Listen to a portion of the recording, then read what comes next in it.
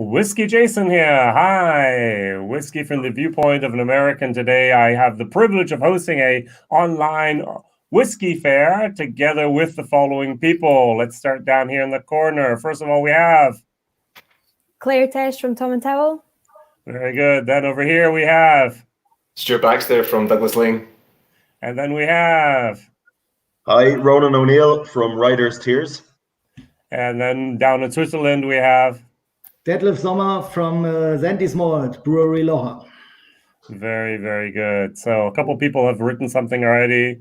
So we have a good evening, guys, here from Chris. Marcos says, hello, good evening to everyone. Benjamin actually wrote Abend, which means good evening or just evening. And then I wrote English, please. And then also David wrote here, oops, I mean good evening. Also to Jason and everyone else. That's very, very good. So the idea was born because Detlef actually said, Jason, there are no more whiskey fairs out there. Let's do this. And then on the weekend, Roy, together with Tomatin, did a wonderful lockdown. And now I get to do a little mini version of that here on this platform. And I'm very, very glad that I get to have these people here. All right. Very, very good. So let's start off with the first little thing that we're going to do. We're going to allow each and every distillery to have 5 minutes to actually describe one or two of their products, to present it to us. Then we'll have about 5 minutes of question and answer about that one distillery, and the whole time that one person will be on the screen. And then we'll go back to the big group, and then we'll go to the next person, another 5 minutes, all through the four of them. And then at the end, we'll have about 45 minutes of question and answer. So anyone that has any question about anything can actually ask that, and then anyone from the panel today can answer that, or more than one answer can also be given. All right, very good. We have another hello down here from Gokul. That's great to see you. All right, Claire, let's start off with you here. Tell us a little bit about yourself and your wonderful product. Oh, I wasn't expecting the self question. Hi, I'm Claire. I'm European brand ambassador for Angus Dundee. So for those that maybe haven't heard of us before, we own 2 distilleries in Scotland. We have Tomintoul up in Speyside and Glen Khadem down in the Highlands. So I'm focusing today on Tomintoul, as you can see.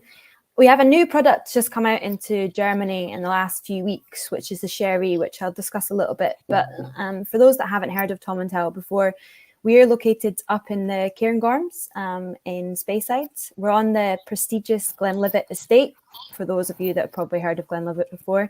And we're quite a medium-sized distillery, about 3.4 million litres of alcohol produced every year. We produce quite a light and kind of fruity style of spirit there. And that's partly due. Jason, am I echoing? Not really, just tiny little bit.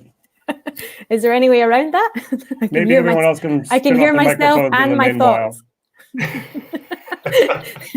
There's 3 voices I can hear. That's not good. But we produce quite a light and fruity style of spirit at Tomintoul, which is partly due to our extremely tall stills that we have there.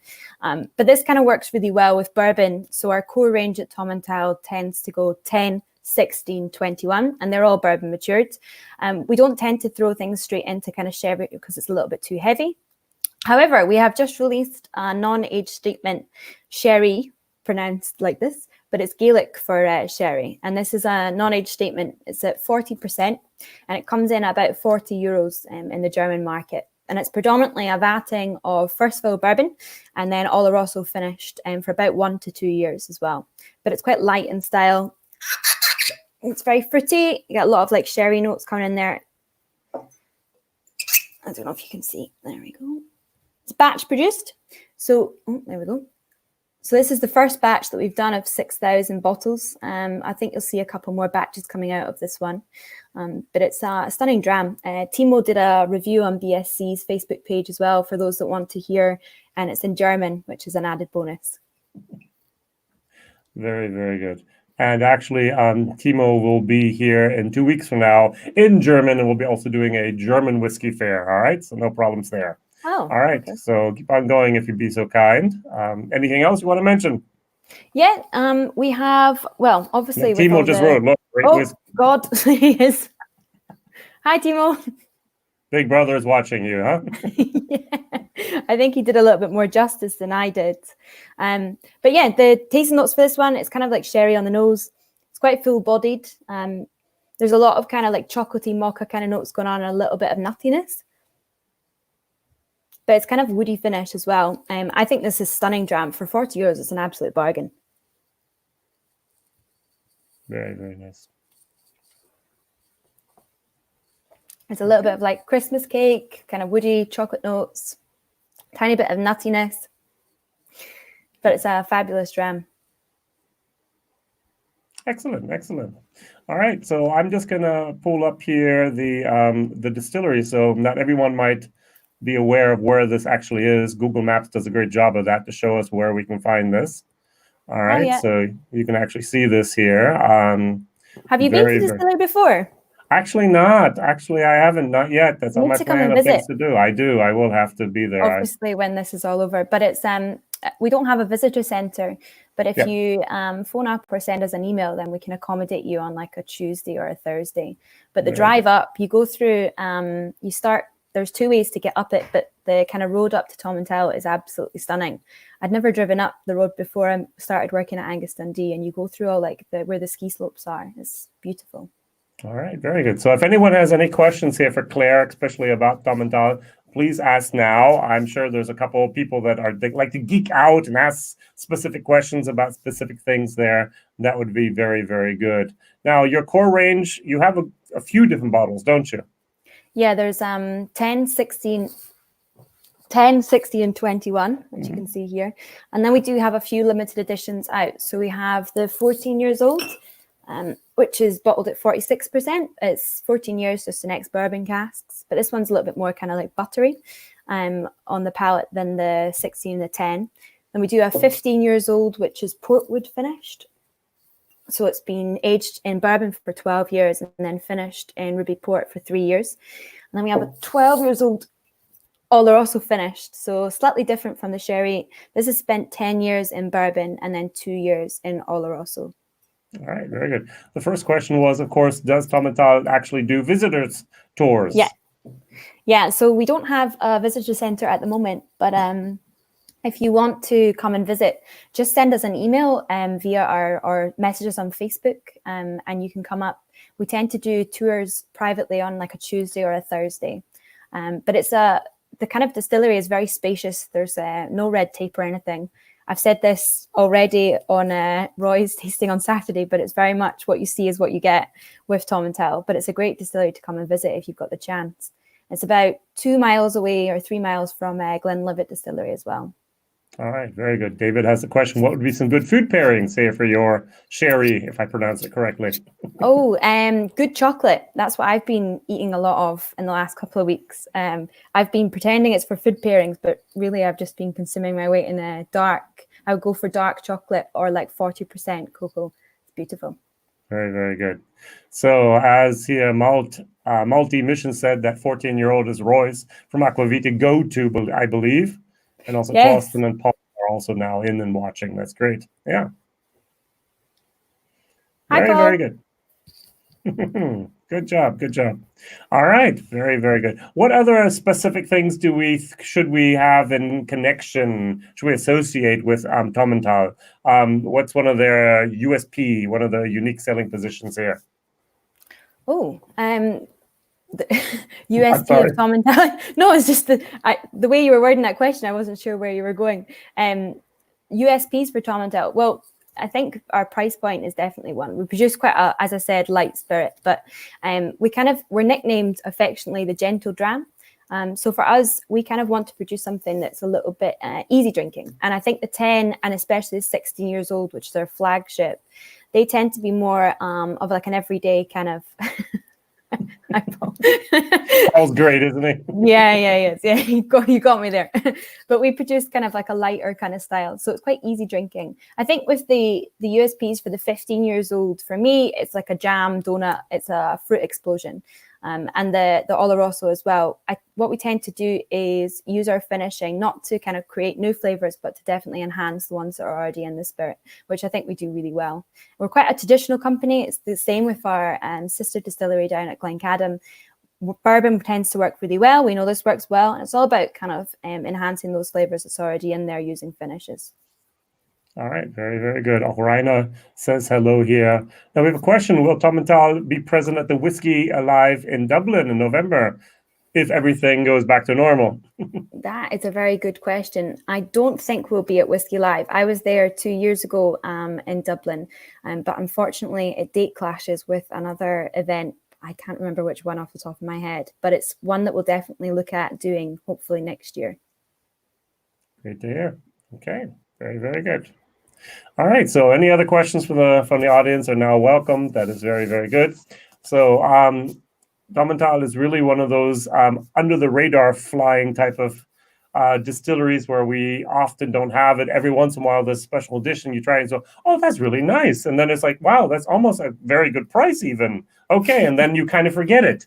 And that's one of the things that I think is a little bit of a shame there, it's not, you don't have that marketing budget. You don't really have that that drive behind there. 2 years ago, I think, or 3 years ago, Glen Khadem was pronounced by Ralphie Whiskey of the Year, and suddenly it was all sold out. I mean, a better marketing ambassador than Ralphie is not possible. Yeah, well, we had our distillery was mothballed from 2000 to 2003, Glen Khadem. So if you fast forward 15 years, our stock ran very low, but that's actually just recently come out in the last few months, a new Glen Khadem 15. But we are kind of a traditional company in that we don't have a massive amount of marketing. So in the whiskey world, if you kind of don't shout about something, it tends to kind of lie, as you said, under the radar. But we are making significant developments with Angus Dundee. I mean, I was brought on last May to push Europe and help support our distributors.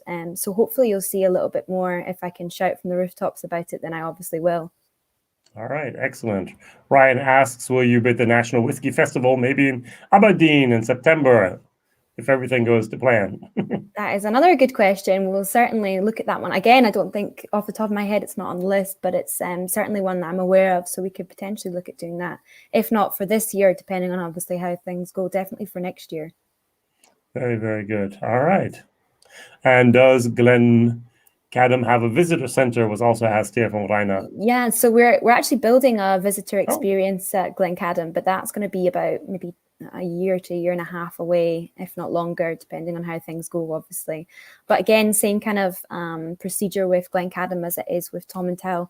If you just give us a phone call or an email and let us know if you're coming, then we'll do our best to accommodate you. All right, very, very good. So moving on to our next person, which basically somehow has a little bit of connection here. We're now at Douglas Laing. Stuart, it's going to be your turn now. So go right ahead, sir. Hey, Jason. Hey, everyone. So to introduce myself, I am Stuart Baxter from Douglas Laing. I am handling Europe as their brand ambassador. So for those of you who don't know Douglas Laing, we were founded in 1948, family-run company with Fred Laing as our chairman. His daughter, Cara, is our director of whiskey, and her husband, Chris, is our managing director now. So it's very much in the family, which is really good. Previously, I worked in India for just over a year with Pernod Ricard on their single malts portfolio. And yeah, Douglas Laing came round and I was just bit their arm off for the opportunity to come around and do it. One of the biggest reasons is the kind of 3 pillars that Douglas Laing stands for. No caramel colouring, non-chill filtration, and everything done at high or cask strength. Which is a big thing for me. Being able to analyze your whiskey based on everything in the glass is a really big thing for me. So I absolutely love that. We work with a huge amount of distilleries. I'm sure a lot of people will know. I think 60 plus throughout our Old Particular and Provenance single cask ranges. And then the core of our business is our remarkable regional malts. Big Pete, Scallywag, Epicurean. I've got a few up behind me just now. That's the kind of main bulk of what Douglas Laing is. But one of the biggest news I wanted to talk about today was the acquisition of Strathearn Distillery. So we've been known as independent bottlers for such a long time now, but last year we took on Strathearn, so we're now independent bottlers and distillers, which is massive for us moving forward. So now being able to control our own new mixed spirit and then put them into the casks that we want to. So we released batch 1 of Strathearn, which was stunning, really, really dark color, but again, no caramel coloring. And if anyone's seen it or has it, if you're lucky enough to have it, it's a really, really dark color, but there's no caramel coloring that goes into it, which is good. Second thing to talk about was the end of our vintage series, which I'm drinking tonight, which is our Big Peat 27-year-old. This finished the vintage series. We did 25, 26, and 27-year-old. This is bottled at cask strength at 48.3% and one of 1,500 bottles. As I said just before, this is actually Chris's bottle, which he's not going to get back because social distancing, there's nothing he can do about that now. I probably will finish this on my own. But yeah, that is kind of us in a nutshell. That's what I'm sipping on it. Tasting notes as well. Again, the really lovely caramel color in this is really, really dark. So this is a marriage of bourbon and sherry casks. Very, very dark color, which I love for a 27-year-old in those kind of casks. But on the nose, there's that big peat foundation, and then you go into more smoked bacon and touches of even caramel into it. There's an oaky dryness, and then those stone fruits and nuts and spices really come through into it. And as you would expect, with cask strength or that level of strength, huge dissipation once it hits the saliva, big explosion of that very earthed peat tone as opposed to that more briny that you maybe associate with our core Big Peat. But yeah, loads of tannins through it, really, really dark. And that smoked bacon concept really comes through in it. It's a very, very good drum. All right, excellent, excellent. So Raina says he's a member of the Big Peat Nerds. What are those? Fantastic. Yes, the Big Peat Nerds is a kind of global community, which is brilliant. A few of them have tattoos, if I'm not mistaken, that keep sending them into Fred, who is still considering his back piece. Yeah, it's a fantastic collection of just advocates for the brand. Big Peat has generated quite a lot of cult following. He's been around since 2009 now, so it's been quite a few years now. But he's generated quite a lot of noise in the whiskey world. Very, very good. And the Whiskey Crusaders, I'm sure that's probably Matt says, I really love the double casks when you can occasionally find them. He's in the States, he's actually in Texas. Yeah, we do something with the double barrel. It's a really, I absolutely love it because it's almost like a creation of a new category of whiskey. As much as it is a blended malt, it is taking two individual casks and marrying them together. Usually a lot of the time they're kind of in contradicting regions or contradicting flavors when we marry them together. I'm not getting here, unfortunately, but it's this fantastic concept where it's not a single cask, single malt. It is a blended malt. You're taking two distilleries, but it's only two casks they're utilizing. So it's this really unique flavor profile of having that intensity of what we'd have with a single cask, but then this collection of flavor that you would associate maybe closer to a blended malt and that kind of idea. So no, yeah, very, very good choice.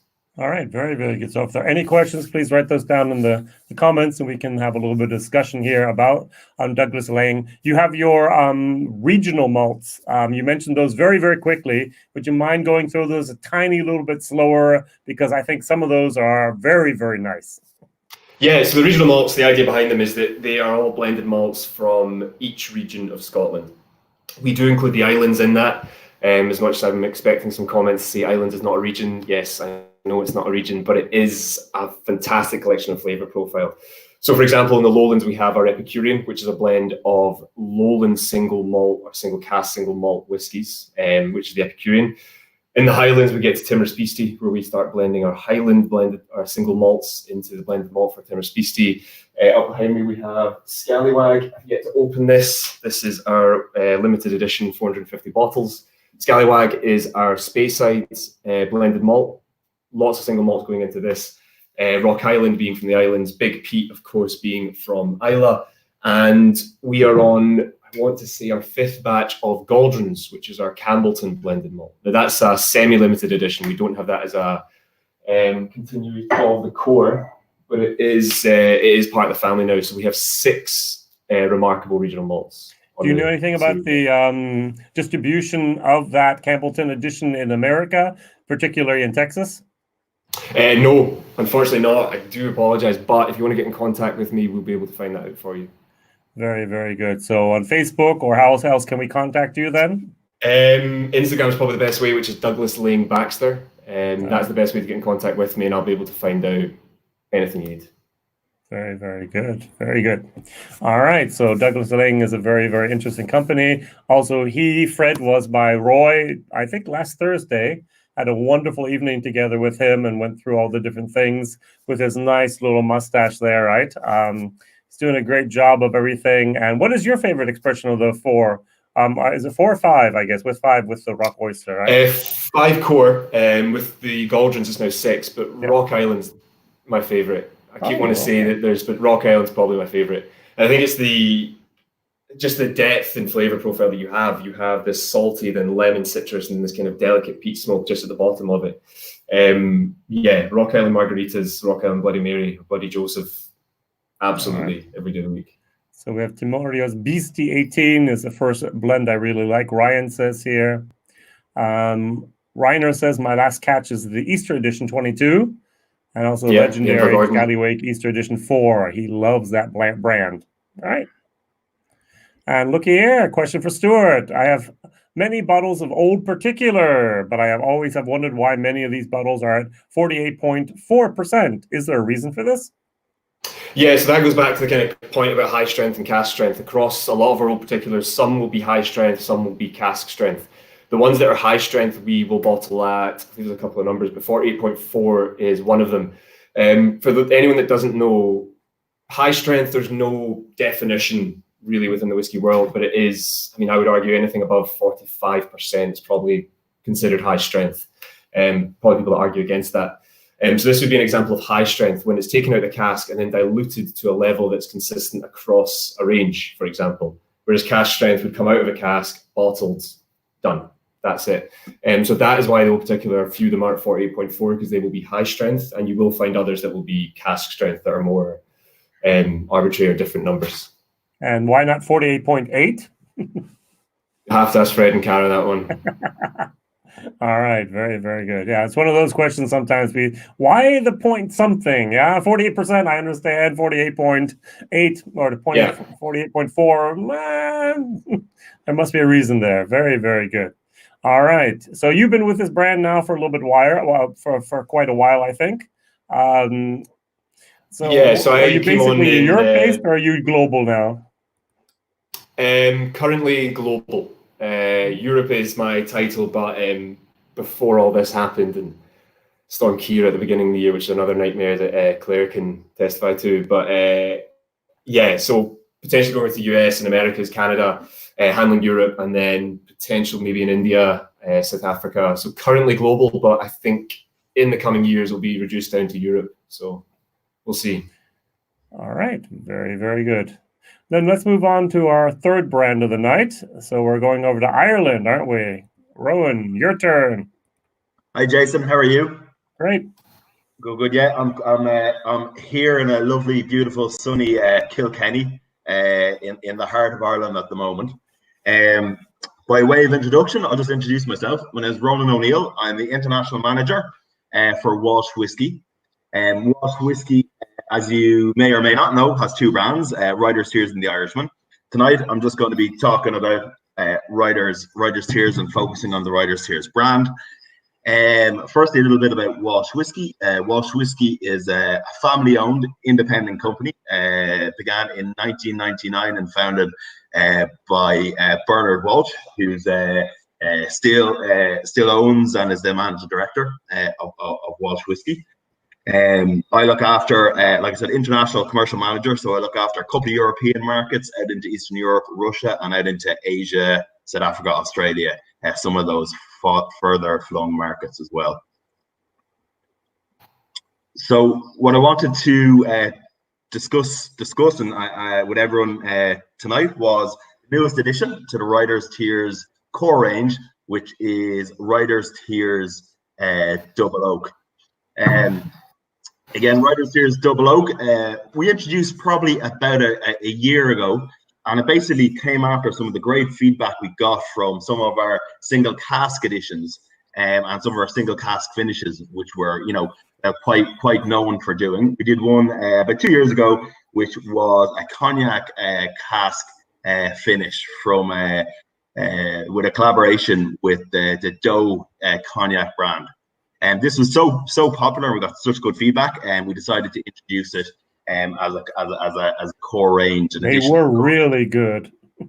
Yeah, fantastic. And I mean, the feedback we got, again, we do lots of different cask finishes, and the feedback we got from the cognac cask finish really blew us away. So we decided we'd already built and started this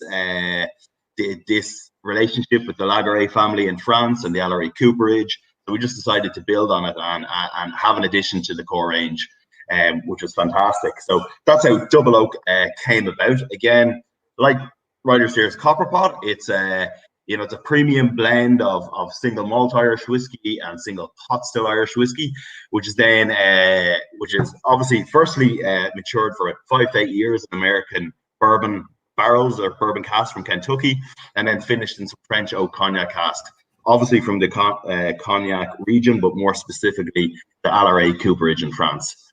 Again, it's triple distilled, like most Irish whiskies, a little different to my Scotch friends here. Again, it's 46%. It's non-chill filtered, and in Germany, I think roughly retails for about 55 euro.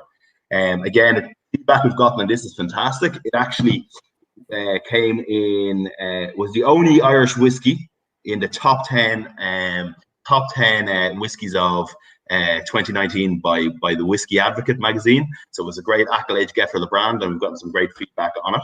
So in terms of again, what's most important in terms of how it tastes, again, on the nose for me, you get lots of kind of sweet vanilla notes, and you can really get the influence of the cognac cask. Again, I'm also pick up some cinnamon, some plum, some poached pear on the nose, which is fantastic. Again, in terms of on the taste, you definitely get that kind of smooth roundness from the pot still whiskey in the blend, and I get lots of kind of sweetness there, some pressed grapes, and a nice kind of citrusy zest towards the end of it as well. And again, it's got a lovely long lingering finish, nice sweetness there, some chocolate coming through, and a nice kind of lingering spice from the pot still as well. So it's it's been a great addition to the core range, and is my personal favorite of the Reuters Steers range as well. Very good. The first question came in for Ronan. Already work your distillery today? No, I'm working like a lot of people from home. So I'm here at my kitchen table in Kilkenny City in the heart of Ireland. So I'd love to be out and about working somewhere different. I've been in lockdown now for, I think it's about 2 weeks now, so definitely getting some cabin fever. All right, very, very good. So let's move on now here to any questions that they have about Walsh whiskey at the moment. Bernard Walsh started this originally. He had his liqueur at the very beginning, and then he decided to bring out some different expressions. We have the Irishman as well as the Reuters Steers. Could you briefly tell us the difference between the two of those? Yeah, very. I suppose very briefly. The difference is in the blend. So Reuters Steers is more of a pot still focused Irish whiskey, and the Irishman is more of a malt focused brand, with single malts in the range and age statements. Whereas Reuters Steers is more pot still focused, and we focus more on the finishes as well. Actually, one of the most common questions that I get about the Reuters Steers brand is where the name came from. I constantly get that when I talk to consumers and I'm at whiskey shows and fairs. Where it came about. So Bernard Walsh basically recreated a style of Irish whiskey that had kind of been forgotten in a lot of ways. So, when Irish whiskey was at its peak, and when Irish whiskey was exclusively made in copper pot stills, the style of whiskey of blending, pot still Irish whiskey and malt Irish whiskey was known as the champagne of Irish whiskey, and it was generally a style of whiskey that had been forgotten until Bernard recreated it. But this was the style of whiskey that would have been very popular at the time, that Ireland would have been famous for some of its great poets, its great playwrights, the likes of your George Bernard Shaw, your Oscar Wildes, your James Joyces, your Bram Stokers. So this is the style of whiskey they would have drank at the time, and I suppose Bernard decided to recreate the style of whiskey And as a nod to these great poets, these great playwrights, he called the brand Writer's Tears as kind of a nod and a bit of a salute to those great Irishmen. So that's where the name of the brand comes from. All right, a couple questions are out there already. The first one would be, do you have plans to use anything else other than just oak wood for maturation? Bernard's the guy who drives, our cask finish program, and he's full of lots of different ideas. And again, we're not bound in terms of a technical file or anything like that. So we can finish it in other woods. So yeah, we do have plans for that. Again, on the wraps for the moment, but we're constantly going to be releasing new expressions and new finishes. All right, the next question is from Laurie here, Whiskey Chat podcast. Any plans for the new home yet for Walsh? After the divorce is how I call it from your Italian partners. Yeah, absolutely. About a year ago. There's no firm or no solid plans or update. But it's definitely a project that hasn't been forgotten, and hopefully we'll have a new home soon. All right, and David had a similar question. Are the Walsh brands 100% using their own distillate yet? If not, is there a timetable to do so? I'm sorry for asking. No, it's okay. So we're not using 100% of our own distillate yet. Again, just to remind people that our whiskies are made to our specific mash bill and our specific recipe, for want of a better word. Similar to how I just answered it. There's no concrete plans or firm plans, but hopefully we'll be able to change this sometime soon in the future. All right, very good. And Eric, love the distillery, the park where it's situated. Did Bernard Walsh sell a part of the distillery? Maybe you can briefly summarize what happened there so people understand the divorce. Yeah, no problem. So Walsh Whisky entered into about top of my head, I think it could have been about 5-6 years ago. I would have went for 6. Yeah, I think 6. Entered into a joint venture with an Italian company called Ilva Serrano, and together they built the Royal Oak Distillery in County Carlow here in Ireland, about 20 minutes away from where I am now. But unfortunately, last January 2019. There was a disagreement at boardroom level, so the two businesses took the decision to demerge the company. So the Italian company kept the Royal Oak Distillery, and Walsh Whisky maintained the two brands, Writer's Tears and the Irishman. The sales and the route to market associated as well. So we've kind of gone our separate ways. But again, like I said, we're now a fully independent, family-owned business. So which gives us a lot of opportunity with that and a lot of freedom as well. Very good.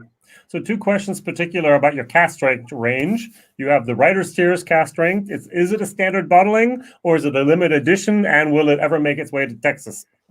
It's a yearly release, so it's a small batch production of our best casks every year. But there is a cap on it, so there's a limited amount of bottles we release every year. As far as I'm aware, you should be able to get it in the US. It's not a market I look after directly, but as far as I know, we definitely export to the US. Is it specifically available in Texas? I don't know, but I'll follow up after this and find out. And my favorite bottle of all time from Walsh is the Irishman 17-year-old single cask sherry. This is I begged Bernard personally in front of the camera in 2 languages to send it to Germany. and a few months later, we had a couple casks, which is nice. Now, will it ever reach the US market? Yeah, again, I don't look after it directly, but I think there is plans to allocate some product to the US, as far as I'm aware. But again, I can confirm that after this. All right, very, very good. No problem. Good. Let's move on now here. So back to the big group here, and then over to Detlef. We're going over to Switzerland now. So you have to unmute your own mic. I'm sorry. So, okay. All Hello. good. Okay. My name is Detlef Sommer. I'm working for the family-owned brewery Locher in Appenzell, Switzerland. I work here for the whiskey section of our company called Säntis Malt Swiss Alpine Whiskey.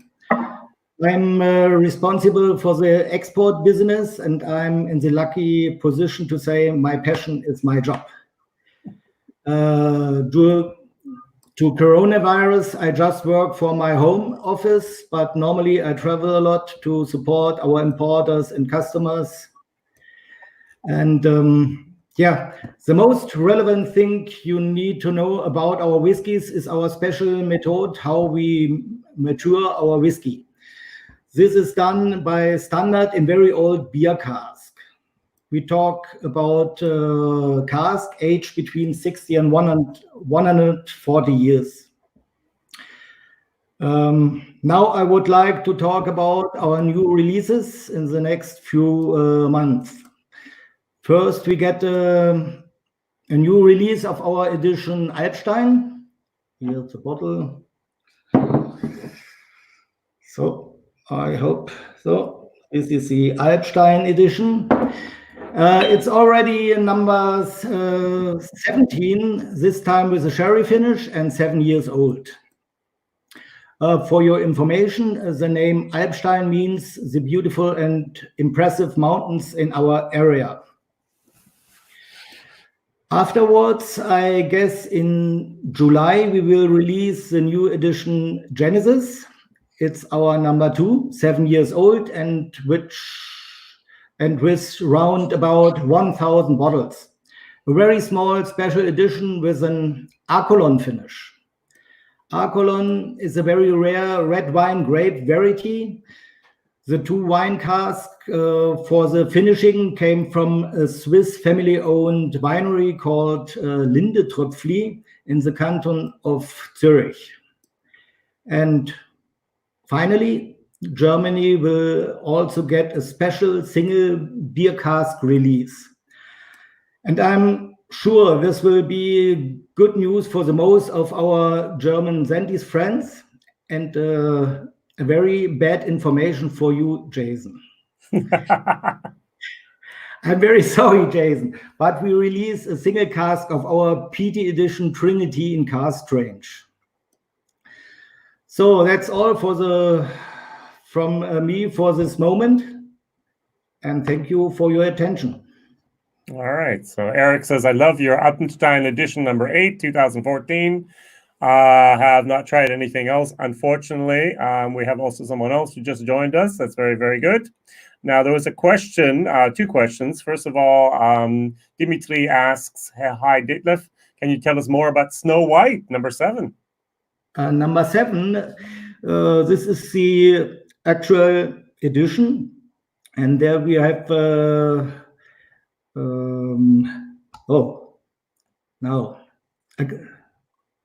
a Calvados finish. Yeah.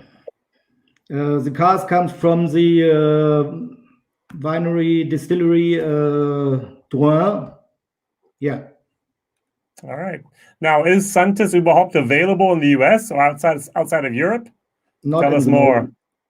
Not in the moment. The problem is the bottle size in the moment. Yes, you have 0.5 liters, don't you? Yeah. All right. Very, very good. So the next question here from Luna, where do you source the beer casks from, particularly at that age? There's a long story. Yeah. First, we start in 1999 with our own cask, and then we get a lot of casks from other old breweries, closed breweries in Switzerland and Germany also. All right. Very, very good. So if there are any other questions, those are great now that we can ask them. A couple of minutes here to talk about the Swiss malt. Maybe you, Detlef, can once again just tell us, how did the whiskey industry in Switzerland start, and why was it so late compared to other places in Europe? Okay. We start in 1999. Because before it was not allowed to make whiskey in Switzerland. This was an old law from the Second World War. All right. Basically, you're not allowed to take food and make it into alcohol. Beer was always allowed, but alcohol was not, and they changed that. Very, very good. Now, who started this? I mean, you're just a beer company. You went into the spirit business, correct? Yeah, we start in the year 1999. All right. Very, very good. All right. So, and would there be the possibility of at all to actually bottle US conform one day, 750 milliliters? Is that even a plan in the far future?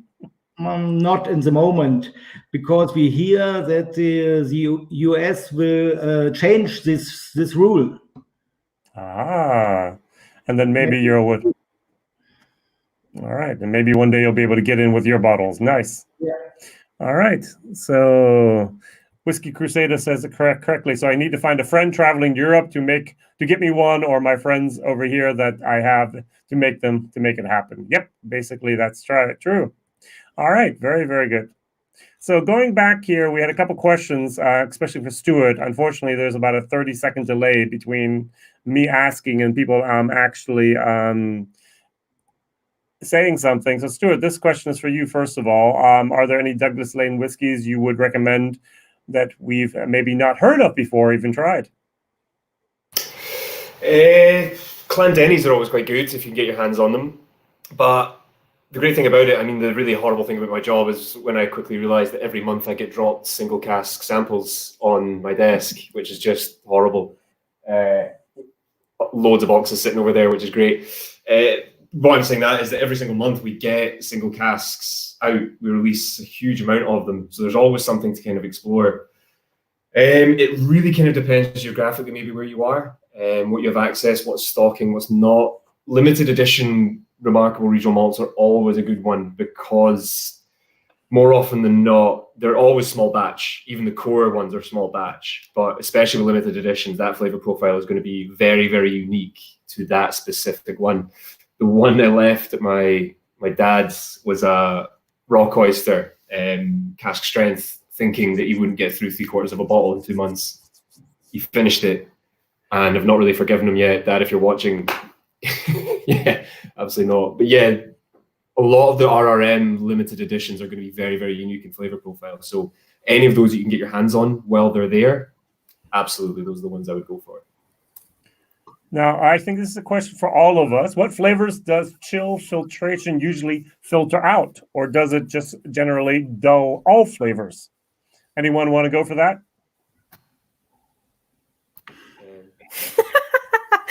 I'll do it. Brave. No, it's just nobody else stepped up. So I wouldn't tend to say that they dull any flavors, to be honest. From my personal experience, we've done a lot of vatting in our labs to do different samples between chill filtration versus non-chill filtration. In terms of stripping out things, I suppose it removes a lot of those kind of like fatty acids that's in there, but more so it removes maybe a little bit of the body rather than actual flavors. And a lot of, so we have in Scotland a body called SWRI, which is the Scotch Whisky Research Institute. And they publish a lot of papers on chill filtration. They do a lot of work and research on behalf of all of the Scotch whisky industry. And they've kind of come to the conclusion that chill filtration doesn't tend to have an impact on flavors, whether people agree with that or not, but it's always a little bit of a hot topic. From my personal experience, I can say that it probably does remove a little bit of the body of the spirit, but not too much. So maybe more of like body and weight rather than actual flavor. All right, very good. So the next question over here for Rowan, if you have a chance, is there any plans to release a pot still whiskey from Walsh other than the blends? Yeah, there definitely is plans. It'd be definitely in relation to the Writer's Tears brand as opposed to the Irishman. But yeah, it's definitely something we're looking at the moment in time. So hopefully over the next year or so, you might see something like that from ourselves. All right, for Claire, the next one for you, I guess. Yep. Tomintoul, are any Tomintoul sold to the likes of Diageo, Pernod for blending? Just wondering. Great question. I say we actually do a lot of reciprocal trading with a lot of the companies. So Pernod, Diageo, William Grant. So yes, there are obviously Tomintoul reciprocal trading going on. everyone's trading with everyone in the whiskey industry. It's one of the great things about the Scotch whiskey industry. So everyone in the Scotch whiskey industry trades with everyone else. Mostly, yeah. In Japan, they don't do that. In America, who knows, and so on. But in Scotland, they do that. What about in Ireland? Are they trading a lot of casks as well, Rowan? Yeah, well, it's definitely becoming, with the explosion of new distilleries in Ireland, it's becoming more and more common. Up until quite recently, there was only really 3 main distilleries on the island of Ireland, and they definitely would have trade casks or trade malt whiskey for pot still whiskey. So yeah, absolutely, like Scotland, it definitely happens, and with more and more, I suppose, smaller independent distilleries coming on stream, you can expect more of it, I'd imagine. All right, very good. So if there's any questions out there, just please ask them. Claire, going back to you again here. Is Tomintoul going to make any age-stated peat Scotch again, like the old 27-year-old? Oh, I have not actually tried the 27-year-olds. We do a peated range called Peaty Tang, which the oldest that we've ever done of that is the 16 years old, which was an exclusive for Sweden. They did a Swedish Whiskey Federation Club bottling. But the oldest we have at the moment is the 15 years old Peaty Tang, which is essentially about 25 ppm, 15 years in refill bourbon casks. So the potential is I don't think we have enough peated spirit like the 27-year-old to do an older peated run, but it's certainly on the list. Now, the follow-up question here from Dominic is, where's the peat coming from? So up until about 2003, 2004, it was coming from Tomintoul, but we needed to leave that peat bog alone. So now we take it from the east coast, just above Aberdeen, which I think whereas the likes of Benray also take their peat, that's where we get it from. So it's essentially Highland peat or Speyside peat, whatever you want to call it, not Islay peat. So different kind of chemical compounds that are in there. More like heather kind of woody notes rather than the maritime saltiness that you tend to get from Islay. Okay, very, very good. So Claire just actually gave me the next question, is the problem with old whiskies. We don't have that many on in our warehouses, do we? Or maybe Douglas Laing can tell us a little bit that they have a lot of stuff there. Who knows? Yeah, we've got quite a substantial amount of old stock kicking around, from the handshake and smiles agreements that Fred put on. We've got a lot of old stock Port Ellen. Macallan, for example, we've just released a 40-year-old XOP Macallan, which is quite lovely. Yeah, we've got quite a lot of stock.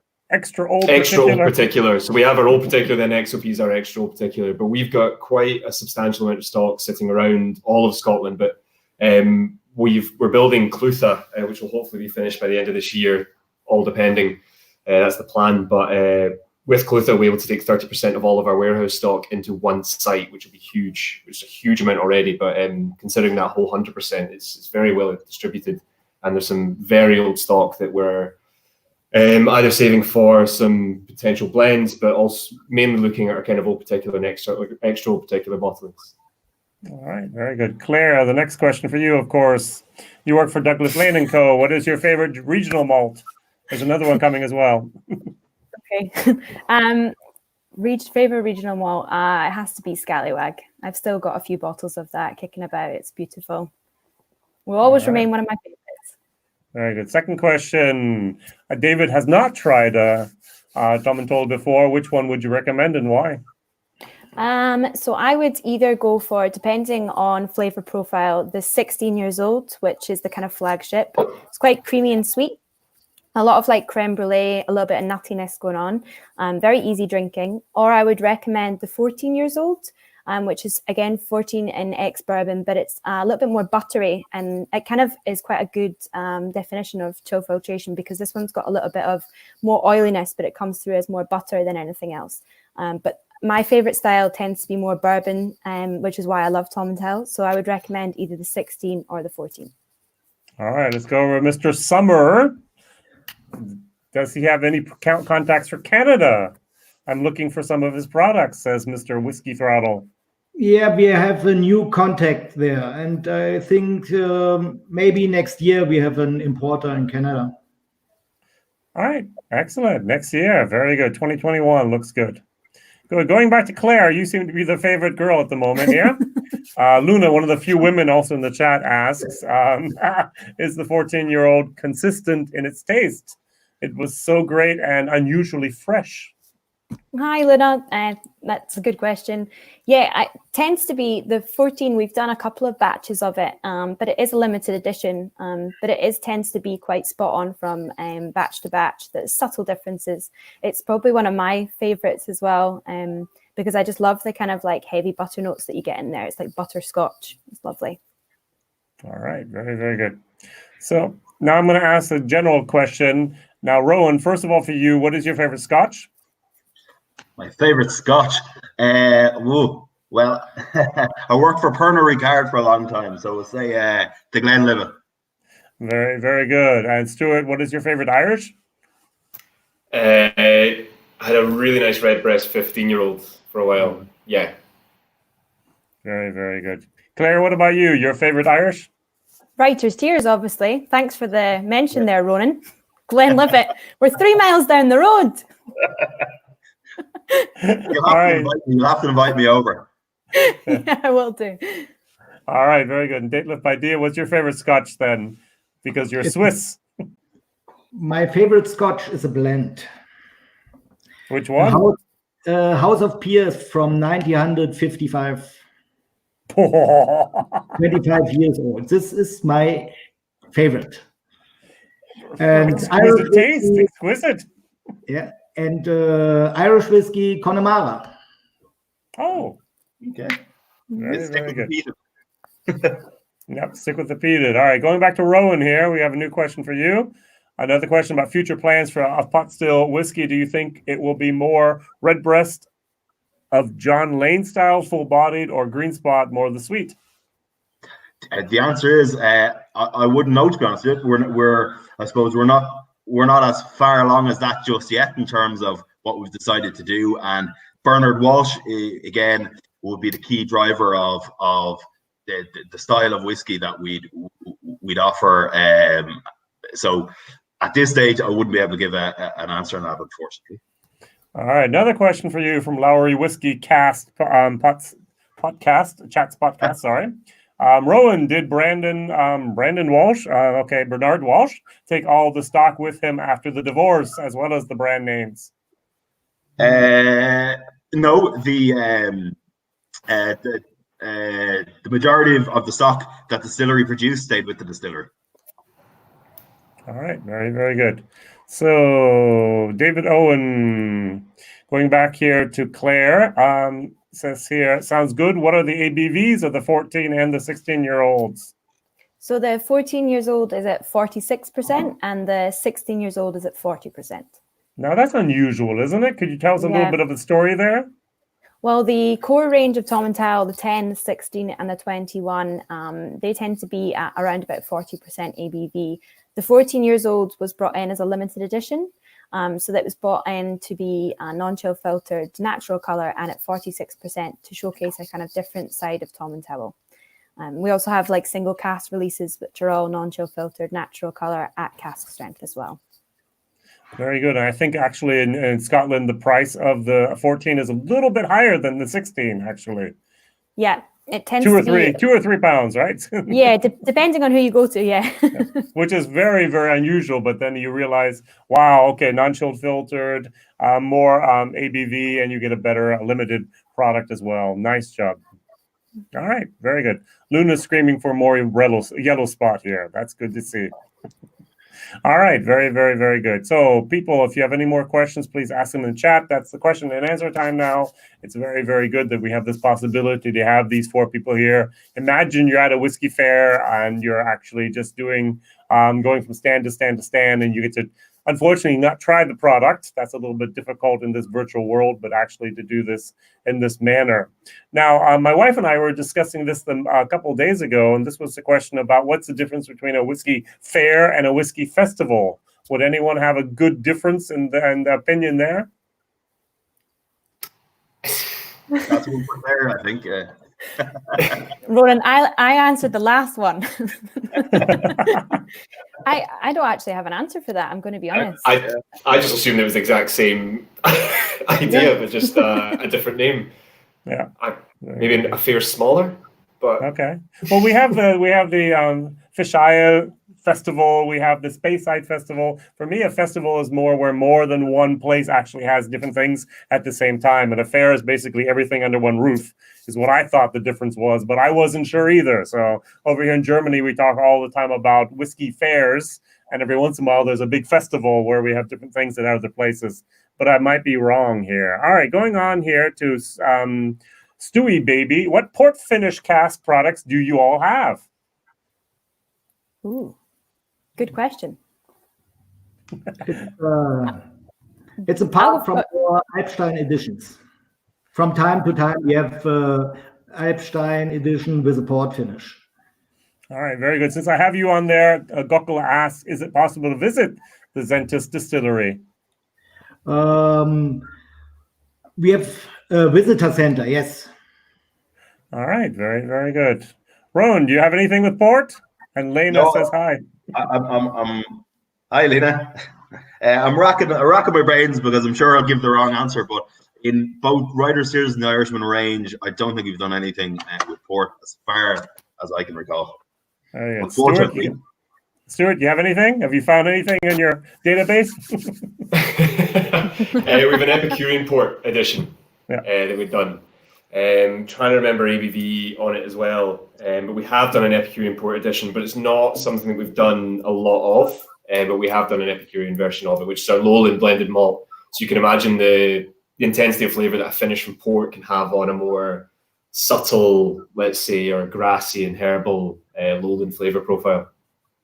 All right, very, very good. And Claire, anything? Oh, you have your bottle. Yeah, I know. Came with props. We've got the 15-year-olds. So as I mentioned, it's 12 years in bourbon and then 3 years in ruby port. This is a limited edition. We've done 2 batches. This one is one of 4,800, which is batch number 2. I think batch number 1 was just over 5,000, and it's at 46% natural color, non-chill filter. All right, very good. Next question goes over here for Mr. Sommer again. Is Säntis malt very slow aging because Switzerland is so cold? We have a temperature in our warehouses between 60 and 90 degrees. But we have a special room for our special single cask edition. In the summertime, we have there between 30 and 35 degrees. All right. In the moment, we have in this room only 1 cask. For a special German edition, the cask comes from Douglas Laing. All right, very, very good. Of course, we're talking about Celsius, right? No, Jason, I have a question to Stuart. Yeah, it's not how this works. You don't skip the cue. Detlef, this isn't how it works. Good. A lot of patient people here. Do you know that my favorite whiskey, House of Peers, is from your company? Fantastic. That's really good to hear. It's from the old times. That's not a question. A new question. Anthony asked, so could we ask the guests if the quarantine situation has expanded their appreciation for the social side of the whiskey world, or was it a big part of their business plan already? Hey, Anthony, good to see you. Huh? Yeah, good question. It's funny. I mean, don't want to speak for everyone, but I think all of us can consider whiskey is one of the most sociable drinks you can have. But I've become far more sociable with people now that I'm in my own apartment and having to do things like Zoom and this.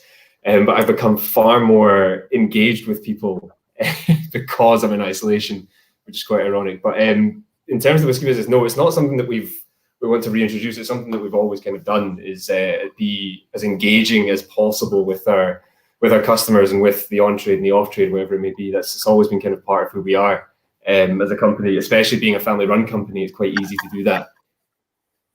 Very good. Claire, what about you? Has it changed your entire strategy? Well, I mean, I've never spent this much time at home before. So I've got no excuses for not catching up with friends now over Zoom or Skype. But I think for me, I'm surprised. I mean, the tasting that we did at the weekend, how I know whiskey's sociable already. I mean, you always share a dram or you have a dram at home. But it is amazing the kind of community that seems to have risen up from this and is very active on social media in tastings like this, or whether it's Instagram live tastings or Facebook. But it's great to see everyone kind of joining in. I think being sociable in whiskey is just a given. It's part of the reason I love this job and will continue to love this job after this is hopefully all over. All right, very good. Detlef, what about your strategy there in Switzerland? Has it changed? I have a lot of communication with our customers. We talk about what we can do in the future, more tastings, or yeah. All right, very good. And when we can when we can start again. All right, very good. And Ronan, what about you?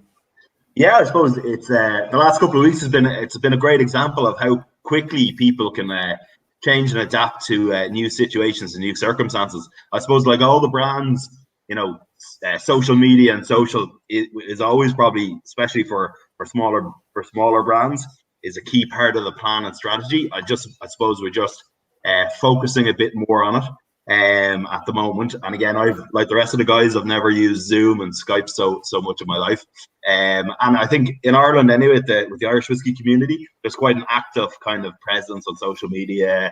Like Twitter Twitter's very good, big, yeah. Friday night drams and stuff like that. So it's definitely always a part of the strategy. It's up to the likes of ourselves to embrace this and capitalize on it as much as possible and help people like do tweet tastings and that kind of stuff and help our fans do it. But then equally, I can't wait. I can't wait for until this is all over and get back out to the pub and have a dram with some friends as well. All right, great. So back over to Mr. Sommer. The edition Dreifaltigkeit, it mentions peat from the moorlands. Does Switzerland have moorlands? Where do you get your peat from? Our peat is coming from our area, 5 kilometers from the distillery, far away. All right. And Timo asks here for Stuart, will there be a big peat Fest-Isle edition this year? I've heard a lot of discussions around it. Even though it's cancelled. I know. I'd like to say yes, but it's not my decision to make. Hopefully we might see something, but again, I don't know is the right answer for that. I'd like to see something, but it's not my decision to take. All right, going back to Rowan here. Could you please, wrong click. Could you please tell me the age of the whiskey in your standard Writer's Tears, around about? Yeah, right. Well, Writer's Tears Copperbot, which I assume they're referring to, is obviously non-age statement, but just between us, you'd be looking at about 5 to 8 years. Okay. So Tino asks hi together. So let's go to everyone. What made you get into the whiskey industry, and was it at the first dram? Well, I'll go first with that one, I suppose. My turn, probably. Yeah, I suppose I joined the whiskey industry straight from university. Again, it was, I'd worked in bars and pubs and things through college. So, I had an interest in the industry. I had an interest in the brands within it and the companies within it. And I suppose I also enjoyed the social side of the business as well. So that's kind of what attracted me into it. Well, is the second part of the question is what was my first dram, or was it the first time I had whiskey? Is that the question? Interpret it however you want.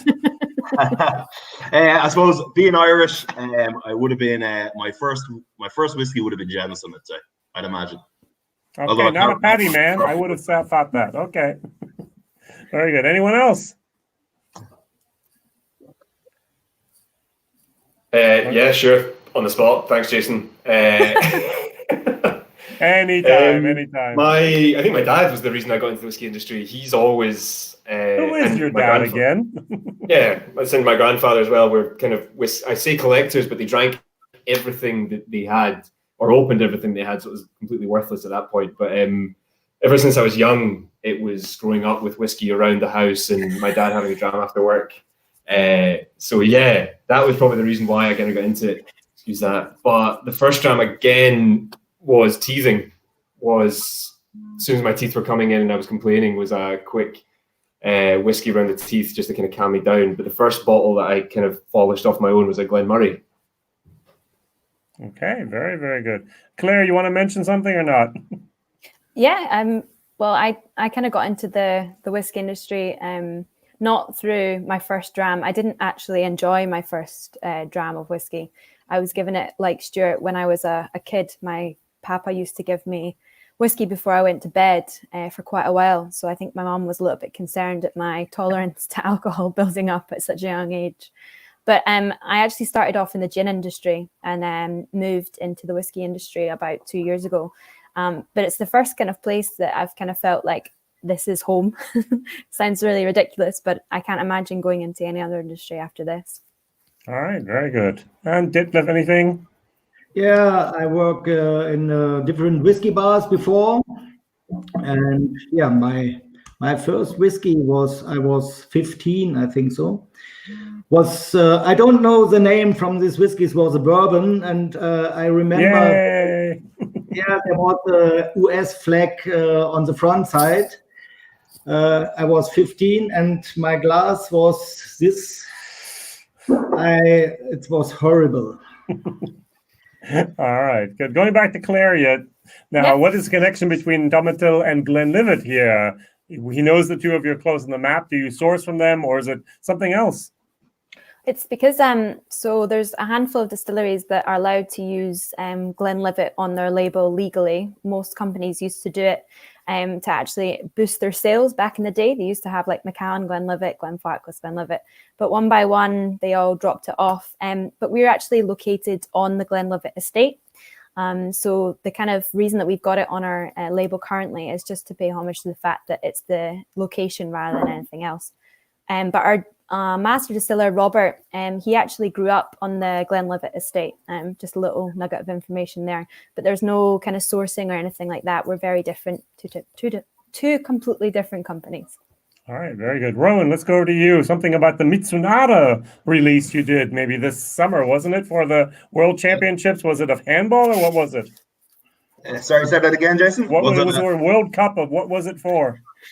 Oh, yeah. So we did a Writers' Cheers Mizunara cask finish to coincide with the start of the Rugby World Cup. Yeah, I'm sorry. Yeah, so that's summer. So again, it was our first time doing it. Again, we just did one cask. In terms of how long it was matured for, it was Writers' Cheers copper pot. So it was 5 to 8 years in bourbon and then finished for, I believe, 12 months in the Mizunara cask. Again, it was a fantastic cask finish.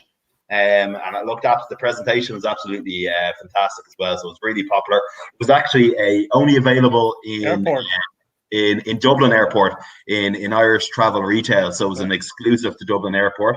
But we will be introducing it to some other markets this year as well. So. All right. Very good. Question for all. When will there be the first Birchwood project? Scotland has to now pass. You can't use Birchwood now, can you? Good. Next question. All right, Phil, what do you think of the idea of blending, vatting a new product live online in the future? Oh, well, that's interesting. So, I suppose if there's no reason why you couldn't do it, if there was interest in that kind of a thing, I suppose would be my reaction. You liked it as well, Claire, huh? Yeah, I don't see why not. It'd be a little bit difficult, seeing as I don't have many samples here, but definitely something we could definitely consider. If it would be of interest, I suppose. Yeah, Douglas Laing, you're actually the blending masters. That would be something for you, I think, right? Yeah, it'd be quite an interesting one. It's just, I think more along the lines of seeing the process, like potentially, for example, like Fred and Karen, and how they work and what they're picking out. It'd be, I'm actually thinking of seeing this online. It'd be a really interesting one to see and how it would work. But I don't see any reason why you couldn't see some element of it in some form of video. Just I like the idea. No set date, obviously, but it's a good concept. All right. Next question. What do you think about German whiskey? Who else has tried it except for Detlef? There's a lot of very good German whiskies. But the German style is different between Scotch or Swiss whiskey.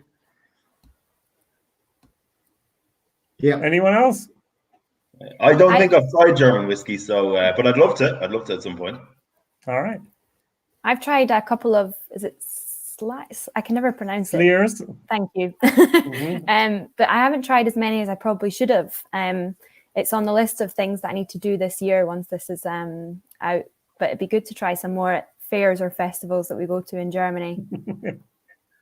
Good. Any German whiskey here? Yeah, I'm trying to remember back to Finest Spirits Munich. Drank a fair amount of whiskey, but I just can't remember how much. You had more beer. Come on. I was in Bavaria, of course. All right, very good. For Detlef, again, here the question, will your company be in Dublin, maybe at the Whisky Live? Here, we've never seen Säntis in the Irish shops. Yeah.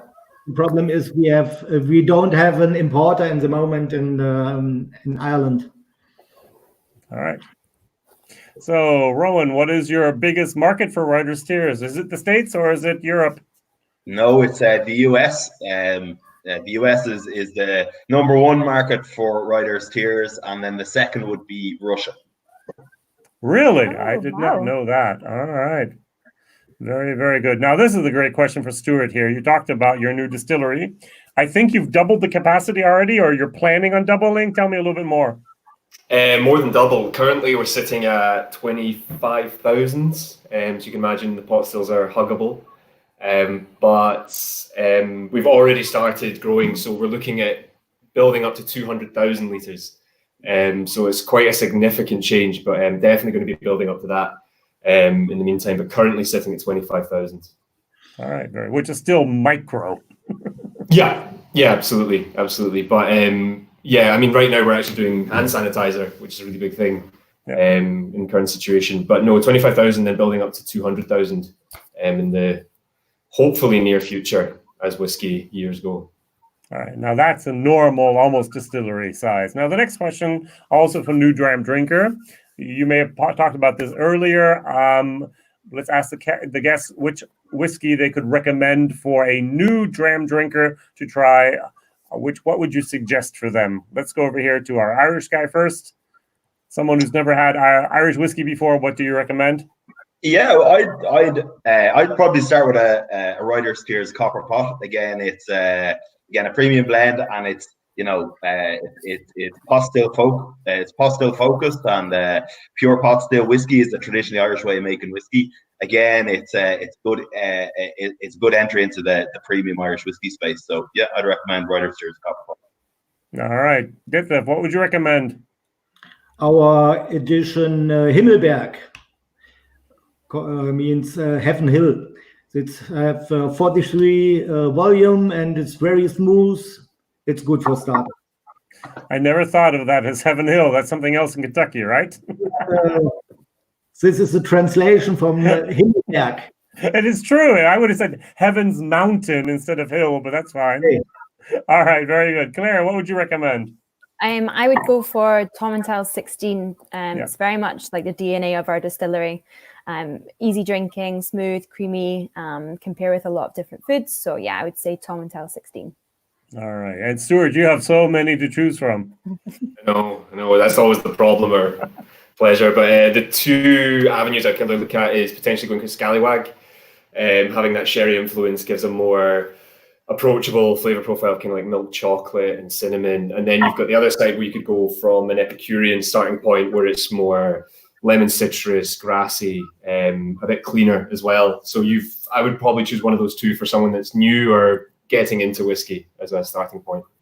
All right, Claire, the next question. So the land around your distillery belongs to the Queen. Well, we had to, when we went to purchase the distillery in 2000, we had to ask the Queen if she didn't want to buy it first. Turns out she didn't want to buy Tomintoul, so we bought it instead. But yeah, the remaining land around it belongs to the Queen. All right, very, very good. Now, the next question is for everyone here. David asked this question in my live stream this afternoon already, but here again, how will or how has Brexit affected you? Anyone? Well, I'll start off because it probably has affected our business probably less than some of the other guys. The Republic of Ireland, you. Yeah. But we won't get political with this. But yeah, well, like, I mean, the UK wouldn't be a massive market for Reuters tiers. So, and again, obviously we don't source too much from a material point of view from the UK. It either comes from Ireland or mainland Europe. So, thankfully, the effect on our business, hasn't been that great so far. Very good. Also, no, Switzerland, I don't think you have much of an effect on Brexit, will you? No, we have no problem with this because we are not in the EU too. So we have to ask our two Scottish people. Claire, you first. What are you doing? Well, unfortunately, I've always said Brexit for the last 2 years. It's come up in every single one of my tastings about what's happening with Brexit. I still, to this day, have no idea what is happening with Brexit. And due to the current circumstances, it seems to have taken a kind of backseat, which is for obvious reasons.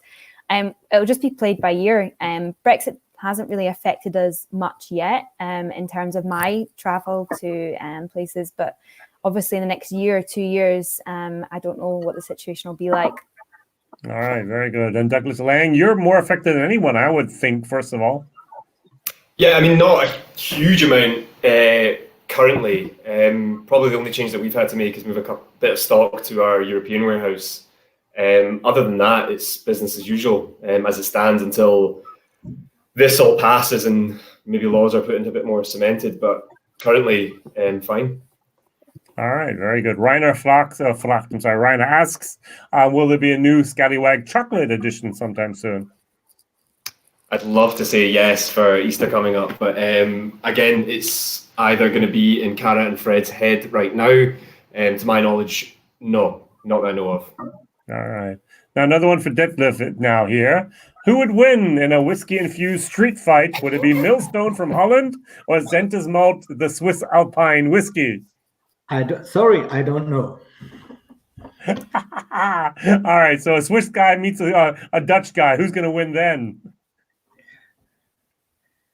No answer. Very politically correct. You gotta back yourself. Very good, Whiskey Throttle. That was a dumb question, but that was great. Very, very, very good. All right, good. So the questions, anything else here? Oh yeah, let's go over here. The Warat Gut review is over from the States. How have the U.S. tariffs affect things? Because now, before we had the bourbon, the 25% tariffs over into Europe, and now we have the 25% with the tariffs going into the States. Have you noticed anything for those that do export to the States? Rowan, let's start with you. Have you been affected? Well, yeah, thankfully, Irish whiskey was actually not included in the tariff. So it was a tariff on bourbon and tariff on Scotch whiskey. Irish whiskey, I suppose Ireland has some pretty strong links with the US, which I think helps in this regard. However, Irish cream was part of the tariff increase, and we actually sell quite a bit of the Irishman cream to the US, so that was affected a little bit. But thankfully, it could have been a lot worse. All right, very good. Over here, Claire, do you notice anything? Have you noticed any decreases in demand in the States? I think from off the top of my head, I mean, I don't tend to cover the States. It's our colleague Ian that does a lot of travel. I think things are kind of steady at the moment. Obviously, it's going to have a little bit of an impact, but I can't really say off the top of my head. No, sorry. Very good. And Douglas Laing, have you adjusted maybe more of the import and export business? It's quite interesting because single malt has been affected. So our single casks, for example, in particular, has been affected, but blended malt was not included in tariffs. So we're actually growing incredibly by, I want to say 40% Wow. in the American market, which is great. But yeah, blended malt, I don't want to say this in live just in case anyone does pick up on this and starts including it, but no, blended malt has not been included. Just single malt's been affected. So we have seen a drop in obviously single casks and our particulars and what have you, but no, blended malt and our regional malts are fine. Very good. Some people actually had the new strategy of having teaspoon whiskey. Put a teaspoon of something else in there, send it over. No tariffs. Okay, no problem. And it was just like terrible, terrible, terrible. All right, very good. So next question I thought from Stewie Baby was very, very good. It's for everyone. Are there any books that helped you on your whiskey appreciation journey? Yeah, for me, I'm actually going to here. That was unexpected. That's great.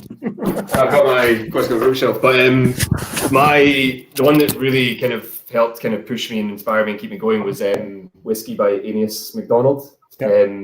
Really, really lovely book. Written a long time ago, but really wonderful book. Talks about a lot of distilleries that are now silent, but wonderful. So Anius MacDonald is actually a pseudonym. Anius, I can imagine Anius Coffee, Colm Still, and MacDonald being the most commonly used second name in Scotland. But that's a wonderful book I would highly recommend to anyone who's enjoys whiskey, wants to get into it. But yeah, really wonderful one. All right, very good. So Ronan, let's go over to you. What do you have? Yeah, I mean, this book here is called A Glass Apart. So good, again, so good. Yeah, really, really great book, and again, very much focused on Irish whiskey. So, you know, it's very easy to read, very easy to digest, and gives great, I suppose, background and history on Irish whiskey brands, and I definitely recommend this here. It's by Fionn O'Connor as well, so a good Irish name from the author. All right, very good. Claire, moving over to you. I've got loads. If you want something technical, this is probably the best book. Shots of Knowledge is really good as well. Who wrote the first one, by the way? Oh, God. Who wrote it? Both heavy. Ind Russell and Graham Stuart, but it's like lots of different writers that have collaborated together. Others that I would recommend, some really good ones that have helped me a lot with tasting are wine books, also cooking books. So Salt, Fat, Acid and Heat is a really good book. I think it's helped me a lot in terms of identifying different flavor profiles as well. And then I'm obsessed with cocktails, so I've got loads of cocktail books. Proof is a really good one. It's by Adam Rogers. It's a really good one about mixology, but it's also helped me with whiskey quite a lot as well. All right, very good. Detlef is also there and wants to tell us something. Yeah, there's. I look for the book, but I can't find it. It's with a book from a German, Whiskies of the World from Mark Hoffman. Okay. Very, very good. So planned was about another 6 minutes or 8 minutes max here that we'll be together. So if you have any more questions, please ask. All right, going back here to the big group here. Paul says here for Stuart, we would love to see a Timorous Beastie for Easter. That'd be very, very good. And also Bruchladi does something. They do so-called road trips, for example, in Germany. Anyone planning on after all this is over to do so-called road trips in any country at all? I love a good road trip, so yeah, I'm down. You're down, okay. So you go to maybe 15 different places in Germany, yeah? Yeah. We'll work on that. I'm up for it. Very good. What's the importer for you in Germany? It's BSC, so Bremer Spirit Controls. All right, very good. So they know what to do. All right. Anyone else want to do a road trip here? North Coast 500 looks brilliant. Love to give that a go. That is beautiful. That's brilliant up there, isn't it? Yes, but it was called a road trip to Germany. So you can drive the Autobahns here, okay? Yeah, no, I've done that before. That was an absolutely terrifying experience. I'm sure. All right, good. Raina asked Claire, what's her favorite wine then? Oh, okay. Red, white. Actually, I'm a massive fan of orange wine at the moment. But if I was going white, it would probably be like Riesling, something like that. All right. Do you have an online shop? We don't. We do sell through our distillery if you come visit us, or online sites like Master of Malt, Whisky Exchange, etc. in the UK. All right. And Paul says, hello, Claire. Are you based up in Tomintoul at the moment? Hi, Paul. No, I live in Edinburgh because it's close to the airport. It's quick for me to travel around. If I lived up at Tomintoul, it would take me a little bit longer to get to Europe. So I live in Edinburgh, so it's easier. Yeah, very, very good. All right, very good. So about a couple more minutes here, and we're going to wrap this thing up. All right, so maybe last time around the room, and everyone can then say what we can expect in the future from your wonderful distillery. If there's anything in the pipeline you can mention, or anything that people can look forward to at home. Let's go over to Ireland first of all. Rowan, would you like to start ending this show? Yeah. Well, firstly, Jason, thank you very much for organising this and your time this evening. It's great. It's been fantastic. I've really enjoyed it. From a writer's cheers point of view, look, we're going to continue rolling out some interesting and new different cask expressions. One that I have here, which will be available in Germany soon, is Writer's Cheers Marsala cask finish, which is Writer's Cheers copper pot that's been matured for 12 months in Marsala cask from the Florio winery in Sicily. So hopefully we'll see this in Germany pretty soon. But yeah, like we discussed earlier on, we're going to continue releasing some interesting cask finishes as well. And again, hasn't been delayed by everything that's happened with the coronavirus and stuff. So might just be delayed for a couple of weeks, but hopefully everything will go to plan. All right, very good. I think this is a question now for Ireland. Any plans to distill anything, for example, like oats as well, or just barley? Yeah. No, well, from an industry point of view, there's definitely people doing lots and lots of experimentation. And again, there's a huge amount of new distilleries open up. So I know of one distillery that's using oats. I know some that are using corn and maize. So yeah, absolutely. I think you're going to see some really exciting stuff coming out of Ireland over the next 5 to 10 years. All right, very, very good. Moving over now to Switzerland. Adding here back now, Switzerland. Last statements, please, Detlef. Okay, for the future, we get a 10 years old standard, and special bottling is 17 years old special release. Yeah, that's all. So all right. I can say thank you and for this show here, and please stay healthy and see you soon. And exactly 2 weeks time, also on the Tuesday at 7 p.m., you'll see and hear us talk German, the two of us, right? Okay. All right. Very, very good. Over here, the question, does Tomintoul do a rum finish cask? Not currently, but we are experimenting, which leads me quite nicely into what we're kind of expecting for this year, which is you should hopefully see a little bit more unusual finishes from Tomintoul and limited editions that we release. Obviously, the sherry, which is the one that's just hit the German market at the moment. So this is the first batch that we've done of this one. But you should see a lot more interesting stuff coming out this year, none of which I can disclose at the moment. But keep your eyes peeled. Also, Bremer Spirituosa Kontur is your importer here for Germany. And BSC, I think, as you like to say in English, which is much easier to say. Yeah. And also, we can hope to see that very, very soon. All right, last but not least, over here to Stuart. Yeah, Jason, Diane, thank you so much for having us. This has been great. But from Douglas Laing in the future, we'll always continue to release our kind of limited editions and exciting RRMs and our old particulars that are going to be released every month. But from the biggest things on the books just now, slightly delayed with everything that's going on, but that's going to be the biggest thing. You mentioned this twice now, but I don't think everyone understands what that is. Could you maybe explain real quickly? Clutha is our distillery, so we're building a distillery in Glasgow, which is going to be completely ours, going to be much larger than Strathern, and we were meant to be finished at the end of last year just there, but certain things that I'm being very careful what I can talk about and what I can't talk about. Certain things kind of delayed that, and now we're looking at the end of this year for our distillery to be built in Glasgow, which is really exciting. So that's probably the biggest thing. Another thing that we've done recently, which you'll hopefully start seeing popping up more frequently, is our global travel retail range of our remarkable regional malts. So litre editions of our RRMs. All right, interesting. Very, very good. Okay, good. Whiskey Jason here. It was my pleasure having all four of you here. I've met a few of you actually beforehand at different whiskey fairs around Germany, but now I had the chance to do this virtually. I hope to see you in Germany soon. I hope that this whole crazy thing is over soon and that you can get back to business as normal. But I do think it's actually great that a lot of these people who normally cannot make it to a whiskey fair due to limitations, due to restrictions, due to traveling problems and so on, can actually experience all this firsthand information here and actually have the direct communication with you via the chat. This is a privilege that we have. Yes. So Rainer put it very, very nicely. Thank you all.